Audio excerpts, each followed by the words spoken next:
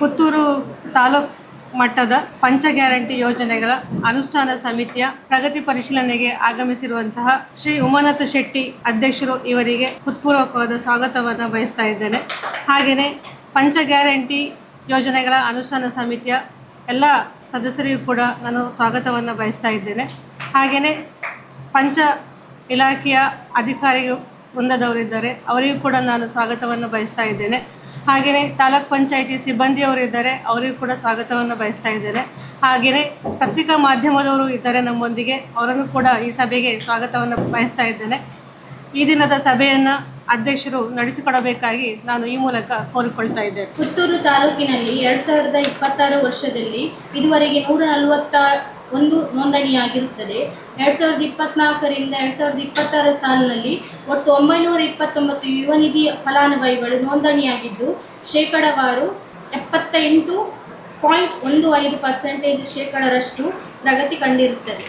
ಈಗ ನಾವು ಇಲ್ಲಿ ನಾನು ಮೊನ್ನೆ ಹೇಳಿದ್ದೀನಿ ಅಂತ ಹೇಳಿದರೆ 23ನೇ ಇಸವಿಯಿಂದ ಈಗ 26ಕ್ಕೆ ಕಳೆದ 3 ವರ್ಷದಿಂದ ನಾವು ಕಾರ್ಯಕ್ರಮ ಕೊಡ್ತಾ ಇದ್ದೀವಿ. ಯುವ ನಿಧಿ ಕಾರ್ಯಕ್ರಮ 2 ವರ್ಷಕ್ಕೆ ಕೊಡಲಿಕ್ಕೆ, ಒಮ್ಮೆ ನೋಂದಣಿ ಆದರೆ 2 ವರ್ಷ ಕೊಡಲಿಕ್ಕೆ. ಈಗ 2 ವರ್ಷ ಭರ್ತಿ ಆದವರು ಎಷ್ಟು ಜನ ನಮ್ಮ ಕಡೆಯಿಂದ ಹೊರಗೆ ಹೋಗಿದ್ದಾರೆ ಆ ಸಂಖ್ಯೆ ಬೇಕು ಅಂತ ಹೇಳಿದ್ದೀನಿ ನಾನು. ಎಷ್ಟದು? 2024ರಲ್ಲಿ 396 ಜನ ಹೋಗಿದ್ದಾರೆ ಸರ್. 2025ರಲ್ಲಿ 282 ಜನ ಹೋಗಿದ್ದಾರೆ. ಸೇರ್ಪಡೆ ಆದವರ ಅವರನ್ನು ಬಿಟ್ಟಿದ್ದೇವೆ ನಾವೀಗ. ಅಂದರೆ 2024ರಲ್ಲಿ 396 ಜನ ಬಿಡುಗಡೆಯಾಗಿದೆ. ಅವರಿಗೆ ಹಣ ಬಂದಿದೆ ಇಷ್ಟು ತನಕ 2 ವರ್ಷ ಬಂದು ಈಗ ಅವರಿಗೆ ಕೊಡೋದಲ್ಲ ನಾವು, ಈಗ ಕೊಡ್ತೇವಾ? ಈಗ ಇಲ್ಲ ಸರ್. ಅದು ಎಷ್ಟು ಈಗ ಡಿಲೀಟ್ ಆಯಿತು ಅಂತ ಆ ಸಂಖ್ಯೆ?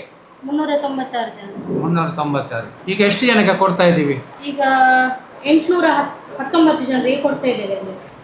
ಈಗ 24ನೇ ಇಸವಿಗೆ ನೋಂದಣಿ ಆದ್ದು 446, 25ಕ್ಕೆ 339, 24ಕ್ಕೆ ನೋಂದಣಿ ಆದವರಿಗೆ ನಾವು ಈಗ ಕಂಪ್ಲೀಟ್ ಆಗಿದೆ ಅವ್ರದ್ದು, ಸರಿ ಅಲ್ಲ? ಈಗ ನಮ್ಮ ಹತ್ರ ಇರೋದು 339 ಮತ್ತು 26ಕ್ಕೆ ನೋಂದಣಿ ಆದ 144 ಜನ.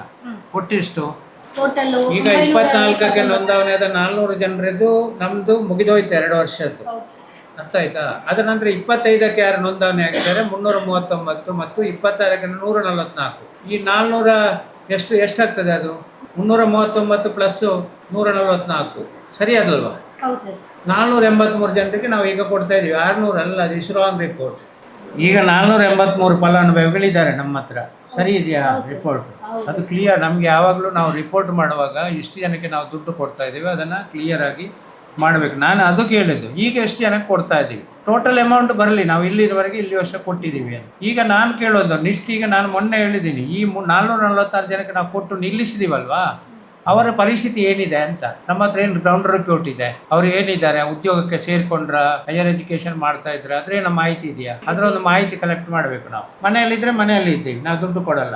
ಅದ್ರಲ್ಲಿ ಏನಾದರೂ ಹೆಚ್ಚು ಲೀಸ್ಟ್ ನಮಗೆ ಬರಲಿಲ್ಲ ಸರ್. ಹೆಡ್ ಆಫೀಸ್ ಅಲ್ಲಿ ನಾವು ಕೇಳಿದಾಗ ಕೊಡ್ಲಿಕ್ಕೆ ಆಗುದಿಲ್ಲ ಅಂತ ಹೇಳಿದ್ರು. ಇವತ್ತು ರಾಜ್ಯದಲ್ಲಿ ಮೀಟಿಂಗ್, ಸೊ ಹಾಗಾಗಿ ನಾವು ಇವತ್ತು ರಾಜ್ಯದಲ್ಲಿ ಮೀಟಿಂಗ್ ಆಗ್ತದೆ, ಅದರ ಮಾಹಿತಿಯನ್ನು ನಾವು ಕೊಟ್ಟಿದ್ದೇವೆ ಅವರಿಗೆ. ಅಲ್ಲ, ಜಿಲ್ಲಾಧ್ಯಕ್ಷರಿಗೆ ನಾವು ಇದರ ಬಗ್ಗೆ ಹೇಳಿದ್ದೇವೆ. ನಮ್ಮ ಕಡೆ ಕೂಡ ಮಾಹಿತಿಯನ್ನು ಕೊಟ್ಟಿದ್ದೀವಿ.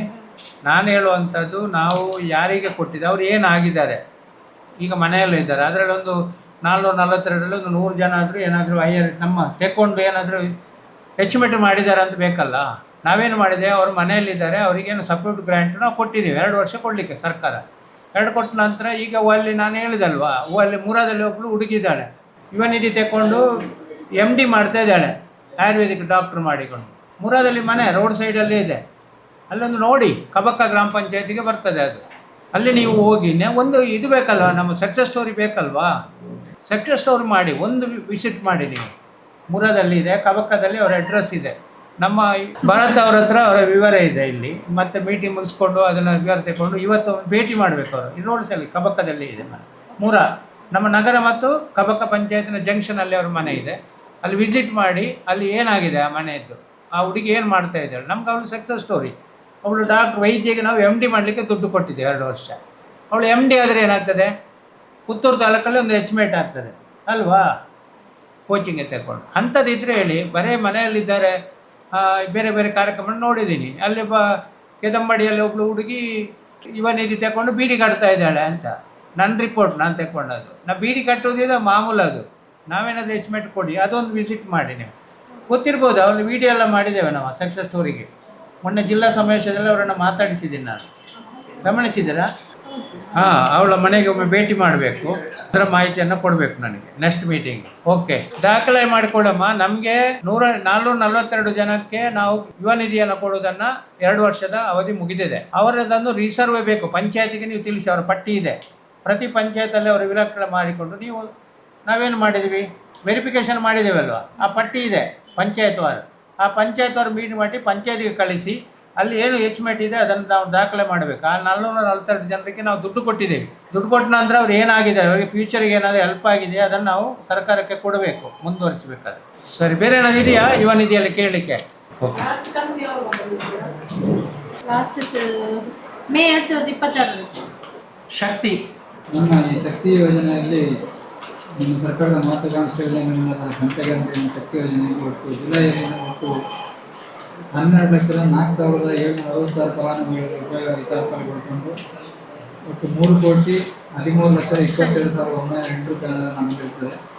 ಹಾಗೆ ಒಟ್ಟಾರೆಯಾಗಿ ಈ ಯೋಜನೆ ಪ್ರಯೋಜನಗಳು ಒಟ್ಟು 3,75,49,500 ಫಲಾನುಭವಿಗಳ ಪ್ರಯೋಜನಗಳು ಬಂಟ್ವಾಳದ 92,70,000 ಉಪ್ಪಿನ ಗಾಡಿ ಬಿಡೋಣಕ್ಕೆ ಒಂದು ಬಸ್ ಹಾಕ್ಬೇಕು ಅಂತ ಹೇಳಿದ್ರೆ ಅದನ್ನ ಈಗ ರೂಟ್ ಸರ್ವ್ ಮಾಡಿದೆ, ಅದನ್ನಷ್ಟು ಸ್ಟಾರ್ಟ್ ಮಾಡ್ತಿದ್ರು.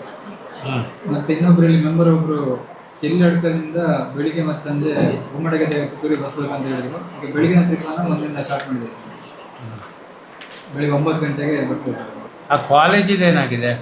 ಕಾಲೇಜಿದ್ದು ಮಾಡಲಿಲ್ಲ, ಮಾಡಬೇಕು. ಕಿಡಕಲ್ಲಿಗೆ ಆಗಬೇಕಲ್ವ? ಈಗ ಒಂದು ಬಸ್ಸಿಗೆ ಕೊಡಬೇಕು. ಅವರು ನಿನ್ನೆ ಬಂದು ಇವತ್ತು ಬರ್ತಾರೆ. ಮತ್ತೆ ನಾನು ನಿನ್ನೆ ಮಂಡೇ ಅವರನ್ನು ಕಳಿಸಿದೆ ನಾನು ವಾಪಸ್ಸು. ಒಂದು ಬಸ್ ಉಂಟು ಸರ್, ಬೆಳಿಗ್ಗೆ ಒಂದು ಹೋಗ್ತಾರೆ, ಬೆಳಿಗ್ಗೆ 9 ಗಂಟೆಗೆ ಒಂದು ಬಿಡ್ತಾರೆ ಬಸ್. ಸರಿ, ಈಗ ಒಂದು ಬಸ್ ಇದೆ, ಒಂದು ಬಸ್ಸಲ್ಲಿ ಎಷ್ಟು ಜನ ಹೋಗ್ಲಿಕ್ಕಾಗ್ತದೆ? ಅಲ್ಲಿ 250ಕ್ಕಿಂತ ಜಾಸ್ತಿ ಮಕ್ಕಳಿದ್ದಾರೆ. ಒಂದು ಬಸ್ ಸಾಕಾಗೋದಿಲ್ಲ ಅಂತ ಅವರ ಬೇಡಿಕೆ. ಒಂದು ಬಸ್ಸಲ್ಲಿ ಪ್ರಯಾರಿಟಿ ಕೊಡುವ, ಒಂದು ಟ್ರಿಪ್ಪನ್ನು ಇದು ಮಾಡಿ. ಯಾಕೆಂದರೆ ನಮ್ಮ ಸರ್ಕಾರಿ ಕಾಲೇಜಿಗೆ ಹೋಗೋ ಮಕ್ಕಳು ಬಡವರ ಮಕ್ಕಳು ಹೋಗೋದು. ನಮ್ಮ ಪುತ್ತೂರಿದ್ದು ಅದು ಸ್ವಂತ ಕಟ್ಟಡ ಆಗಿದೆ, ಸ್ವಲ್ಪ ಒಳಗೆ ಆಗಿದೆ. ಅಲ್ಲಿ ಮಕ್ಕಳಿಗೆ ನಡ್ಕೊಂಡು ಹೋಗ್ಲಿಕ್ಕೆ ಆಗಲ್ಲ ಬಸ್ ಸ್ಟ್ಯಾಂಡಿಂದ.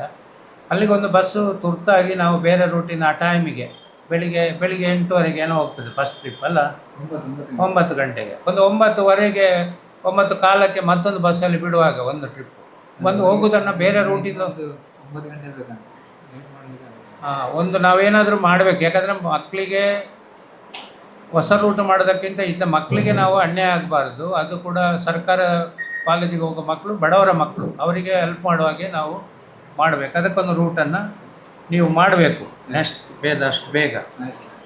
ಇನ್ನೊಂದು ಬೇರೆ ಏನೋ ಸಮಸ್ಯೆ ಇದೆಯಾ ಶಕ್ತಿಗೆ? ಒಂದು ದೂರು ಬಂದಿದೆ, ಮಾಡಿದ್ದೀರಾ? ಏನಾಗಿದೆ ಅದು?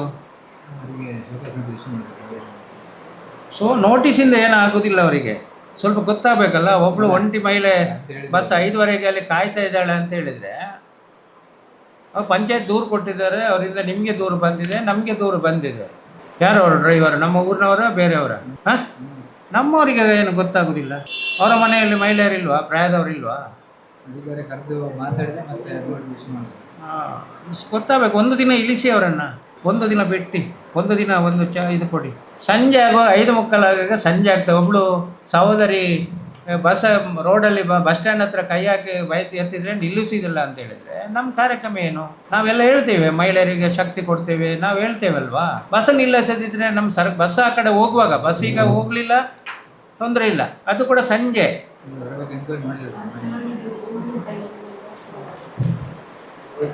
ಹಾಂ, ಅದು ಕೆಯ್ಯೂರು ಸೌಣ ಕುಮಾರಮಂಗಳ ಮಾಡೋಗಿ ಆ ಕಡೆ ಕಷ್ಟ ಇದೆ. ಸಂಜೆ ಹೋಗುವಾಗ ಮತ್ತೆ ರಾತ್ರಿ ಆದರೆ ಮಕ್ಕಳಿಗೆ ಇಟ್ಕೊಂಡು ಸಮಸ್ಯೆ. ಮಹಿಳೆಗೆ ಕೆಲಸ ಮಾಡೋ ಮಹಿಳೆಯರು ಇರ್ತಾರೆ, ಹೋಟ್ಲಲ್ಲಿ ಬೇರೆ ಬೇರೆ ಕಡೆ ದುಡಿಮೆ ಮಾಡೋ ಹೆಂಗಸರು ಇರ್ತಾರೆ. ಸಂಜೆ 5:00ವರೆಗೆ ಹೋಗಬೇಕು ಮತ್ತೆ ಮನೆಗೆ. ಕಷ್ಟಕ್ಕಾಗಿ ಹೋಟ್ಲಿಗೆ ಬರುವಂಥ ಮಹಿಳೆಯರು ತುಂಬ ಜನ ಇದ್ದಾರೆ. ಅದರಿಂದ ತೊಂದರೆ ಆಗಬಾರ್ದು. ನೋಟಿಸ್ ಕೊಡಿ. ಏನು ಆನ್ಸರ್ ಕೊಟ್ಟಿದ್ದಾರೆ ಅವರಿಗೆ?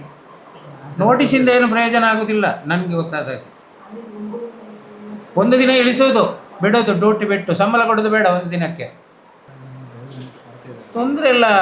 ಇವನಿಗೆ ಸೇವೆ ಮಾಡೋರಿಗೆ ಈಗ ನೀವು 20 ಗಂಟೆ ದುಡಿದ್ರೂ ಕೂಡ ಒಬ್ಬ ಇಂಥದ್ದಾದರೆ ಡಿಪೋ ಮ್ಯಾನೇಜರ್ ನೀವು 20 ಗಂಟೆ ಕೆಲಸ ಮಾಡ್ತೀರಿ, ನಿಮ್ಮ ಬಗ್ಗೆ ನಮಗೆ ಭಾಳ ಗೌರವ ಇದೆ. ನೀವು 20 ಗಂಟೆ ಕೆಲಸ ಮಾಡಿದ್ರೂ ಕೂಡ ಇಂಥವನಿಂದ ಒಬ್ಬ ಆಗಿ ನಮ್ಮ ವ್ಯವಸ್ಥೆ ಹಾಳಾಗ್ತದೆ. ಅದಕ್ಕೆ ಒಂದು ದಿನದಲ್ಲಿ ಏನಾಗೋದಿಲ್ಲ. ಒಂದು ದಿನ ಅವನಿಗೆ ರಜೆ ಕೊಡೋದು, ಮತ್ತೆ ಸರಿಯಾಗ್ತಾನೆ, ನಿಲ್ಲಿಸ್ತಾನೆ. ಯಾಕೆಂತೇಳಿದ್ರೆ ಅವರಿಗೆ ಅನ್ಯಾಯ ಆಗಬಾರ್ದು. ಅದು ಸೇವೆಗಿರುವಂಥ ಒಂದು ಸಂಸ್ಥೆ ನೋಡಿ. ಅವನೇನು ಇದು ಬಂದಿದೆ, ಅವನೇನು ಬರೆದು ಕೊಟ್ಟಿದ್ದಾನೆ ಅದು ಕೊಡಬೇಕು ನಮಗೆ ಮೀಟಿಂಗಿಗೆ. ಮತ್ತೆ ಸರಿಯಾಗದಿದ್ದರೆ ನೋಡು. ಮತ್ತು ಅಲ್ಲಿ ನಮ್ಮ ಪುತ್ತೂರು ಸರ್ವೆ ಆ ಕಡೆ ಒಂದು ಬಸ್ ಹೋಗ್ತದೆ ಅಂತೆ, ಅದು ಮುಂಡೂರಿಂದ ಬೆಳಿಗ್ಗೆ 9:30 ಬಿಡ್ತದೆ ಅಂತೆ. ಮತ್ತೆ ಅದು ಆ ಕಡೆ ಬರುವಾಗ 9:45 ಆಗ್ತದೆ. ಮೊದಲು 9:20 ಬರ್ತಾ ಇತ್ತು ಮುಂಡೂರಿಗೆ ಬಸ್. ಈಗ 9:45, 9:20 ಬರ್ತದೆ. ಅಲ್ಲಿ ಮಕ್ಕಳಿಗೆಲ್ಲ ಅನುಕೂಲ ಆಗ್ತಾ ಇರ್ತದೆ. ಪುತ್ತೂರು ಸರ್ವೆ ದೇವಸ್ಥಾನಕ್ಕಾಗಿ ರಿಟರ್ನ್ ಆಗಿ ಬರುವಂಥ ಬಸ್. ಎಂಥದ್ದು ಏನು ಪ್ಲೇಸ್ ಹೇಳಿ? ಕೂಡ್ ರಸ್ತೆಯಿಂದಾಗಿ ಬರುವಂಥ ಅದು ಟೈಮ್ ಸ್ವಲ್ಪ 9:45 ಬಂದರೆ ಅವರಿಗೆ ಅಲ್ಲಿ ಏನು ಅನುಕೂಲ ಆಗೋದಿಲ್ಲ ಅಂತೇಳಿ, ಮಕ್ಕಳಿಗೆಲ್ಲ ಅನುಕೂಲ ಆಗೋದಿಲ್ಲ ಅಂತೇಳಿ 9:20 ಆಗುತ್ತೆ. 9:20 ಅಲ್ಲಿ ಲೋಕಲ್ ನನಗೆ ಟೈಮ್ ಕೊಟ್ಟಿದ್ದಾರೆ. ಈ ಕಡೆ ಅಲ್ಲಿ ಒಂದು ತಿಂಗಳ ಶಾಲೆಗೆ ಹೋಗಿ ಅಂತ ಮಾಡ್ಬೋದು. ಹೌದೌದು. ಈಗ ಅಲ್ಲಿ ನನಗೆ ದೂರು ಕೊಟ್ಟದವರು ಆ ಟೈಮಿಗೆ ಅಲ್ಲಿ ಹೋಗ್ತಾ ಇತ್ತು ಅಂತ. ಅದೀಗ 9:45 ಆಗ್ತದೆ. ಅದು 25 ನಿಮಿಷ ತಡ ಆಗ್ತದೆ. ಅಲ್ಲಿ ಅರ್ಧ ಗಂಟೆ ತಡ ಆದರೆ ಮಗುವಿಗೆ ಎಜುಕೇಷನ್ಗೆ ತೊಂದರೆ ಆಗ್ತದೆ. ಅದನ್ನು ಸರಿ ಮಾಡಿ ಅದನ್ನು. ಹೇಳಿ. ಫ್ಲಾಟ್ ನಂಬರ್ 10, 11, 12 ಬಸ್ ಹೋಗ್ತದೆ. ಅದಕ್ಕೆ ಬಸ್ ಮಂಗಳೂರು ಕಡೆಯಿಂದ ಮತ್ತೆ ಈ ಕಡೆಯಿಂದ ಬಸ್ ಬರ್ತದಲ್ಲ, ಬಸ್ ಕಡೆ ಹಿಂದುಗಡೆಯಿಂದ ಇಳಿಸ್ತಾರೆ. ಈ ರಿವರ್ಸ್ ತೆಗೆಯುವಾಗ ಅವ್ರಿಗೆ ಗೊತ್ತಾಗೋದಿಲ್ಲ. ಬಸ್ಸಿನ ಮಕ್ಕಳು ಇಳಿಯುವ ಉಂಟು ಗಡಿಬಿಡಿಯಲ್ಲಿ ಬರ್ತಾರೆ. ಅದು ಸ್ವಲ್ಪ ಬೇರೆ ಕಡೆ ಇಳಿಸುವಾಗ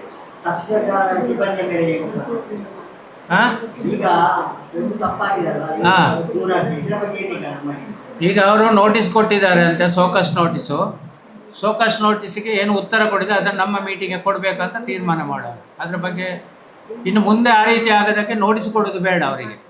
ಅವರನ್ನು ಒಂದು ದಿವಸ ಅವರಿಗೆ ಯಾಕೆಂದರೆ ಆ ಮಹಿಳೆಯಲ್ಲಿ ಕಾದಿದ್ದಾರೆ ಅಲ್ಲ, ಇವರಿಗೆ ಕೂಡ ಒಂದು ಕಾಯಿಲೆ.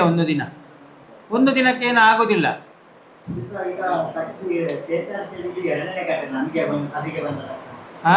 ಸಭೆಗೆ ನಮಗೆ ಇದು 2ನೇ ಅಜೆಂಡಾ. ಮೊದಲೊಮ್ಮೆ ಒಂದು ಟೀಚರ್ನ ಬಗ್ಗೆ ಹಾಗೆ ಪದೇ ಟೀಚರ್ಸ್ನ ಬಗ್ಗೆ ಈ ತರ ನೋಟಿಸ್ ಕೊಡುವಂಥದ್ದು ಎಷ್ಟರ ಮಟ್ಟಿಗೆ ಇದು ಪರಿಣಾಮ. ಈಗ ನಾವು ಈಗ ಉದಾಹರಣೆಗೆ ಕಳೆದ ಒಂದು ಟೀಚರ್ನ ಮೇಲೆ ಒಂದು ಟಿಕೆಟ್ ವಿಚಾರ ಬಂತು, ಈಗ ಇದು ಬಂತು, ಹಿಡಿತಾ ಇಲ್ಲ ಅಂತ ಕಾಣ್ತದೆ. ಇದು ಈ ತರನೇ ಆದ್ರೆ ಹೇಗೆ ಸರಿ? ಅದಕ್ಕೆ ಈಗ ನೋಟಿಸ್, ಈಗ ಮೊದಲನ ಒಂದು ಘಟನೆಗೂ ನಾವು ನೋಟಿಸ್ ಜಾರಿ ಮಾಡಿದ್ದೇವೆ. ಇದು ಈಗ ಜಾರಿ. ನನಗೆ ಇದು ಒಳ್ಳೆ ಡೆವಲಪ್ಮೆಂಟ್ ಆಗಲ್ಲ. ಈಗ ಆದ್ರೆ ಸ್ವಲ್ಪ ಅಧಿಕಾರಿಗಳು ತಾವುಗಳು ಸೀರಿಯಸ್ ಆಗಿರೋದು. ಸೀರಿಯಸ್ ಅಂದ್ರೆ ಯಾವ ತರ ಮಾಡ್ಬೋದು? ನೀವು ಒಂದು ಸಲಹೆ ಕೊಡಿ. ಅತಿಶಯ ಒಂದು 2 ಇದು ಮಾಡಿ ಅವರಿಗೆ. ಅಲ್ಲ, ಇಲ್ಲಿ ನಮ್ಮಲ್ಲಿ ಶಾರ್ಟೇಜ್ ಇದೆ. ಡ್ರೈವರ್ ಯೂನಿಟ್ಗಳು ಬಹಳ ಕಡಿಮೆ ಇದ್ದಾರೆ. ಒಂದೇ ದಿವಸ ಇನ್ನೊಂದು ರೂಟ್ಗೆ ಸಮಸ್ಯೆ ಆಗ್ತದೆ. ರೂಟ್ ಆಪರೇಟ್ ಮಾಡ್ಲಿಕ್ಕೆ ಆಗೋದಿಲ್ಲ. ನಾವು ನಿಲ್ಲಿಸ್ಬೋದು, ಡ್ಯೂಟಿ ಅವನಿಗೆ 1-2-3 ದಿವಸ ನಿಲ್ಲಿಸ್ಬೋದು, ಬಟ್ ರೂಟ್ ಆಪರೇಟ್ ಮಾಡ್ಬೋದು. ಸರಿ, ಈಗ ಅದ್ರ ಬಗ್ಗೆ ಇನ್ನು ಚರ್ಚೆಗಳನ್ನು ಹೆಚ್ಚು ಮಾಡೋದು ಬೇಡ. ನೀವು ಸಲಹೆ ಕೊಡಿ. ನಾವು ಈಗ 2 ಘಟನೆ ಆಗಿದೆ. ಈಗ ಇದು 2ನೇ ಘಟನೆ. ನೀವು ಆ್ಯಕ್ಷನ್ ತಗೊಂಡಿದ್ದೀರಿ ಅಂತ ಹೇಳಿದಿರಿ. ಈಗ ಮೊನ್ನೆ ನಾನು ಅವನಿಗೆ ಹೇಳಿದ್ದೇನೆ, ಆ ಉಪ್ಪಿನಂಗಡಿ ಘಟನೆಗೆ ಕೂಡ ನಾವು ಮಾಡಿದ್ದೇವೆ.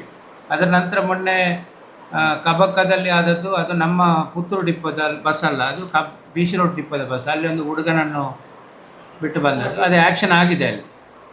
ಈಗ ನಮ್ಮಲ್ಲಿ ಕೂಡ ಮುಂದೆ ಈ ರೀತಿ ಆಗೋದು ಬೇಡ. ಈಗ ಆದ ಘಟನೆಗೆ ಮತ್ತೆ ಒಂದು ನೋಟಿಸ್ ಕೊಟ್ಟ ನಂತರ ಮತ್ತೆ ಅವನಿಗೆ ಶಿಕ್ಷೆ ಕೊಡೋದು ಬೇಡ. ನೋಟಿಸ್ಗೆ ಏನು ಉತ್ತರ ಬಂದಿದೆ ಅದನ್ನು ತಗೊಳ್ಳೋಣ. ನೆಕ್ಸ್ಟ್ ಈ ರೀತಿ ಆದರೆ ಅವನಿಗೆ ಒಂದು ನೋಟಿಸ್ ಕೊಡೋದು ಬೇಡ. ಒಂದು ದಿನ ಅವನನ್ನು ಡ್ಯೂಟಿಯಿಂದ ಇಳಿಸಿ ಮತ್ತೆ ನಿಮ್ಮ ಇಲಾಖೆಯಲ್ಲಿ ಏನು ಕ್ರಮ ಇದೆ ಅದನ್ನು ತಗೊಳ್ಳಿ.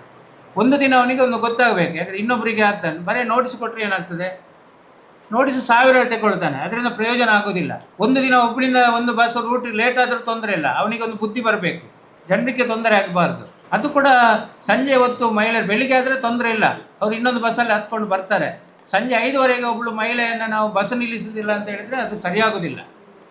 ಅದಕ್ಕೆ ಇದು ಬೇಡ, ಜಾಕ್ಷನೇ ಬೇಡ. ನಿಮಗೆ ತಗೊಳ್ಳಿ, ಅದ್ರ ಬಗ್ಗೆ ಕ್ರಮ ತಗೊಳ್ಳಿ. ಅದು ಯಾರೇ ಆಗಲಿ, ಊರಿನವನಾಗಲಿ ಇನ್ನೊಬ್ಬ ಅವ್ರನ್ನಾಗಲಿ, ನಮ್ಮ ಸಂಸ್ಥೆಯ ಒಬ್ಬ ಸಿಬ್ಬಂದಿ ಅವರು. ಎಲ್ರಿಗೂ ನಮಸ್ಕಾರ. ಪುತ್ತೂರು ತಾಲೂಕಿನಲ್ಲಿ 2026 ಜುಲೈ ಮಾಹೆಯಲ್ಲಿ ಅನ್ನಭಾಗ್ಯ ಯೋಜನೆ ಅಡಿ ಅಕ್ಕಿ ಸರಬರಾಜಾಗಿರುವ ವಿವರ. ಅಂತ್ಯೋದಯ ಕಾರ್ಡುಗಳು 2430, ಅಂತ್ಯೋದಯ ಸದಸ್ಯರ ಸಂಖ್ಯೆ 11,864, BPL ಕಾರ್ಡುಗಳು 25,423, BPL ಸದಸ್ಯರು 1,03,501, ಒಟ್ಟು ಕಾರ್ಡುಗಳು 27,853, ಒಟ್ಟು ಸದಸ್ಯರು 1,15,365. ಇಷ್ಟು ಕಾರ್ಡುದಾರರಿಗೆ ಜುಲೈ ತಿಂಗಳಲ್ಲಿ 5,586.25 ಕ್ವಿಂಟಾಲ್ ಅಕ್ಕಿ ಸರಬರಾಜು ಆಗಿದೆ. 2026-27ನೇ ಸಾಲಿನಲ್ಲಿ ಒಟ್ಟು 7,59,12,140 ರೂಪಾಯಿ ಮೊತ್ತ ಅಷ್ಟು ಅಕ್ಕಿ ಸರಬರಾಜು ಆಗಿದೆ ಈ ವರ್ಷದಲ್ಲಿ. ಈಗ ಆಗಸ್ಟ್ ತಿಂಗಳಲ್ಲಿ ಅನ್ನಭಾಗ್ಯ ಅಕ್ಕಿ ಸರಬರಾಜು ಇರುವುದಿಲ್ಲ. ಅದು ಆಗಸ್ಟ್ ತಿಂಗಳ ಅಕ್ಕಿಯನ್ನು ಆಗಸ್ಟ್ ಮತ್ತು ಸೆಪ್ಟೆಂಬರ್ ತಿಂಗಳಲ್ಲಿ ಅನ್ನಭಾಗ್ಯ ವಿತರಣೆ ಆಗ್ತದೆ. ಈಗ ಆಗಸ್ಟ್ ಮತ್ತು ಸೆಪ್ಟೆಂಬರ್ ಇದ್ದು NFS ಅಕ್ಕಿ ಈ ಆಗಸ್ಟಲ್ಲಿ ವಿತರಣೆ ಆಗ್ತದೆ. ಈ ತಿಂಗಳಲ್ಲಿ 2 ಸಲ ಬಯೋಮೆಟ್ರಿಕ್ ಕೊಡಲಿಕ್ಕೆ ಉಂಟು. ಈ ತಿಂಗಳಲ್ಲಿ ಸರ್ 2 ಸಲ ಬಯೋ ದೃಢೀಕರಣ ಇದೆ.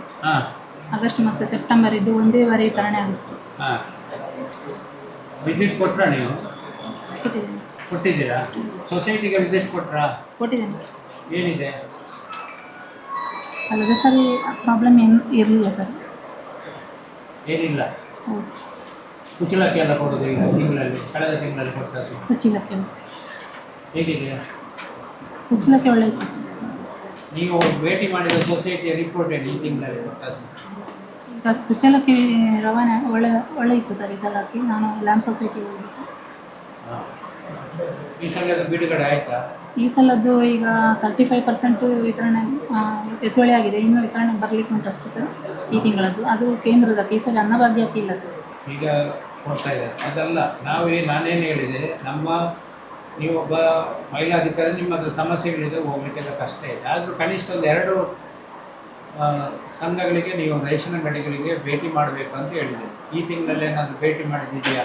ಈ ತಿಂಗಳಲ್ಲಿ ಈಗ ಅಕ್ಕಿ ರವಾನೆ ಆಗ್ತಾ ಉಂಟು ಅಷ್ಟೇ ಸರ್. ಈಗ ಹೋಗ್ಬೇಕು ಸರ್, ಹೋಗಿ ಅಲ್ಲ, ಕಾನೂನು ಹೇಳಿದರೆ ಆಗಲ್ಲ. ಯಾಕಂದರೆ ಕಾನೂನಿಗೆ ನೀವು ಕಾನೂನು ಏನಿದೆ ಅಂತೇಳಿ ನನಗೆ ಮೊನ್ನೆ ಡಿ ಹೇಳಿದರು, ನೀವು ಅಕ್ಕಿ ತಗೊಂಡೋಗ ಒಟ್ಟಿಗೆ ಹೋಗಬೇಕು ಅಂತ ಹೇಳಿದ್ರು. ನೀವು ಹೋಗಬೇಕು, ಅದರೊಟ್ಟಿಗೆ ನಮ್ಮ ರೇಷನ್ ಅಂಗಡಿಯನ್ನು ಬರಬೇಕು, ತೂಕ ಮಾಡಿಕೊಂಡು ಹೋಗಬೇಕು ಅಲ್ಲಿಂದ ಗೋಡಾನಿಂದ.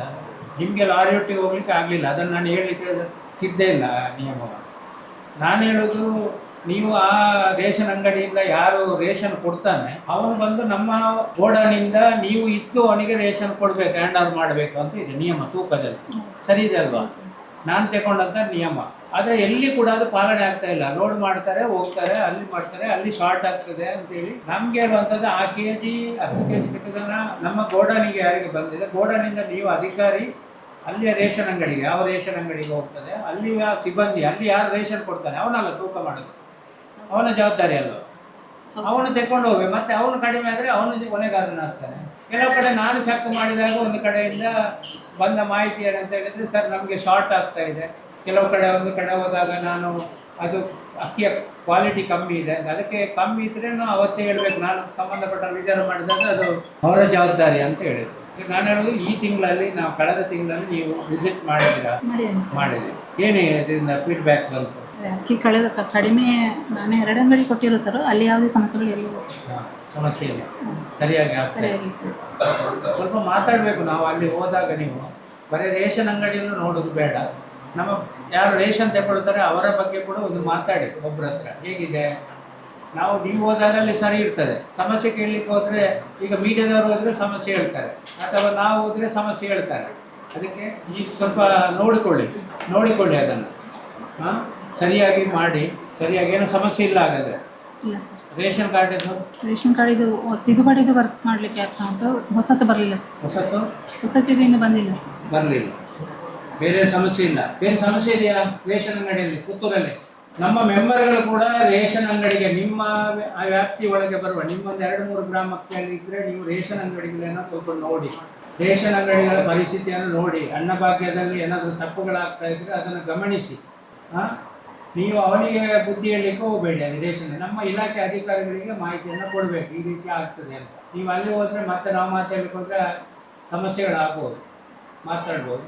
ಅಲ್ಲೇನೋ ಸಮಸ್ಯೆ ಇದೆ ಅದು ಕೇಳಿ ಅವರಿಗೆ. ಅದನ್ನು ಕೇಳಲಿಕ್ಕೆ ನಮ್ಮ ಸಮಿತಿಯವರು ಸ್ವಲ್ಪ ಕೆಲಸ ಮಾಡಬೇಕು. ಜನರಿಗೆ ಸರಿಯಾಗಿ ಸಿಕ್ಕುವಾಗೆ ನಾವು ಕೂಡ ಪ್ರಯತ್ನ ಮಾಡಬೇಕು. ಅಲ್ಲಿ ತಪ್ಪಿದೆ, ಅಕ್ಕಿ ಬರಲಿಲ್ಲ ಅಂದರೆ ಕೆಲವರು ತುಂಬ ದಿನ ಕಳೆದ ಸಲ ಲೇಟ್ ಆಗಿತ್ತು ಅಕ್ಕಿ ಬರುವಾಗ. ಗಮನಿಸಿದ್ದೀರಾ? ಲೇಟ್ ಆಗಿದೆಯಲ್ಲಮ್ಮ ಅಕ್ಕಿ ಬರುವಾಗ? ಸರ್ 25. ಒಂದ್ಸಲ ಬಂದು ಮತ್ತೆ ಲೇಟ್ ಆಗಿತ್ತಲ್ಲ, ಫುಲ್ ಬರಲಿಲ್ಲ, ಮತ್ತೆ ಅಲ್ಲಿ ಜನ ಬರುವಾಗ ಅಕ್ಕಿ ಇರಲಿಲ್ಲ, ಗಮನಿಸಿದ್ದೀರಾ? ಅದನ್ನ ನಮ್ಮ ಅಧಿಕಾರಿ ಗಮನಕ್ಕೆ ತರಬೇಕು. ಯಾಕೆ ಬರಲಿಲ್ಲ, ಅಲ್ಲಿ ಜನ ಬಂದು ಅಕ್ಕಿ ಸಿಗ್ಲಿಲ್ಲ ಅಂತೇಳಿ ಕಾದು ಬಿಟ್ಟು ಮತ್ತೆ ಬರ್ಲಿಕ್ಕೆ ಆಗ್ತದೆ. ಅಂಥದ್ದಿದ್ರೆ ಕೂಡ ನೀವು ನೋಡ್ಬೇಕು. ಹಾ ಊರಲ್ಲಿ ಹಾ. ಅಲ್ಲಲ್ಲ,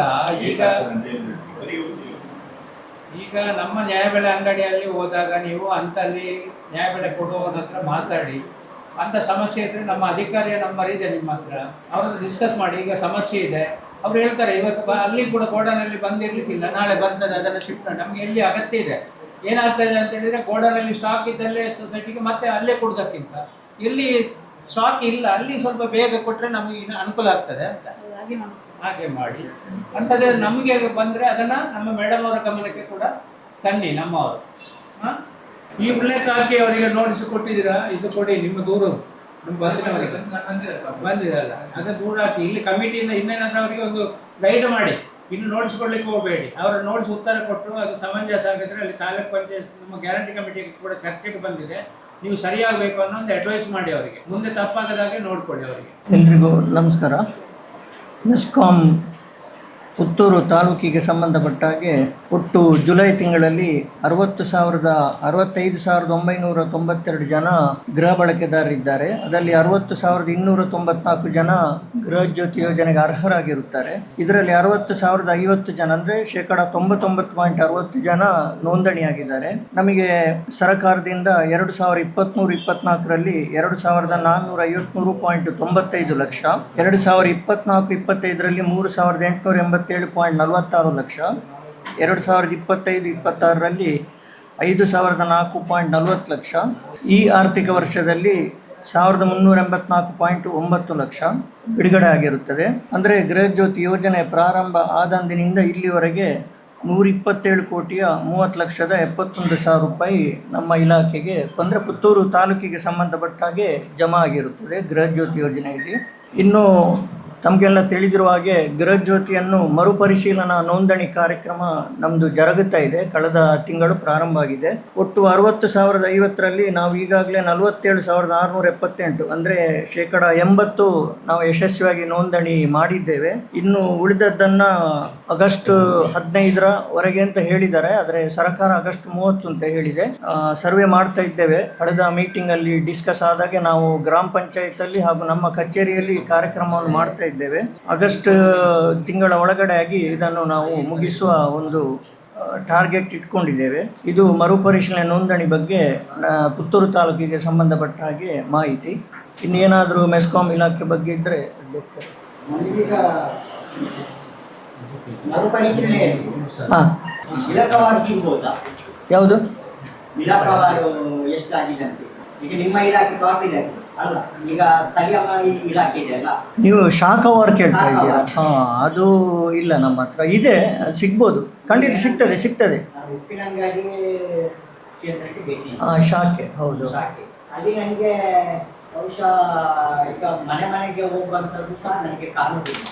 ಈಗ ಕೆಲವರು ಹ್ಯಾಂಡಿಕ್ಯಾಪ್ ಇದ್ದಾರೆ, ನನಗೆ ಸಬೂಬು ಹೇಳ್ತಾ ಇದ್ದಾರೆ. ಅಷ್ಟರಲ್ಲಿ ನನಗೆ ಒಂದು ಕಾಣುವುದು ಅಲ್ಲಿ ಆಫೀಸರ್ ಒಳ್ಳೆ ಇದ್ದಾರೆ, ಉಳಿದ ಸಿಬ್ಬಂದಿಗಳು ರೆಸ್ಪಾನ್ಸಿಬಲ್ ಇಲ್ಲ.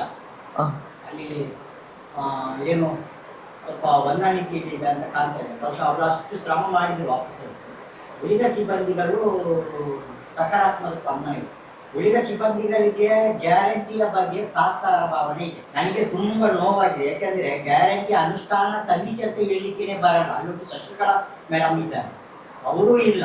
ಉಳಿದವರು ಈಗ ನಾವು ಗ್ಯಾರಂಟಿ ಅವರು ನಾವ್ಯಾರು ಅಂತಲೂ ಇಲ್ಲ. 3 ವರ್ಷ ಆಯಿತು ಇಲ್ಲ ಈ ಒಂದು ಗ್ಯಾರಂಟಿ. ಬಹುಶಃ ನನಗೆ ತುಂಬ ಅಲ್ಲಿ ನಾನು ಒಂದು ಸಾರ್ವಜನಿಕರ ಪರವಾಗಿ ಮತ್ತು ಇದೊಂದು ಮರುಪರಿಶೀಲನೆ ವಿಚಾರವಾಗಿ ಹೋಗಿದೆ. ಬಟ್ ಅಲ್ಲಿ ರೆಸ್ಪಾನ್ಸ್ ಇಲ್ಲ. ಗ್ಯಾರಂಟಿಯ ನೀವು ಗ್ಯಾರಂಟಿ ಅನುಷ್ಠಾನ ಸಮಿತಿ ಯಾರು, ಅದರ ಬಗ್ಗೆ ಅದರ ಇದೇನು ಮರುಪರಿಶೀಲನೆ, ಅದು ಸಹ ಕೆಲವೊಂದು ಡಾಟಾ ಸಿಗುವುದಿಲ್ಲ ಅಂತ ಅದರಲ್ಲಿ ಒಪ್ಪುವಂಥದ್ದು.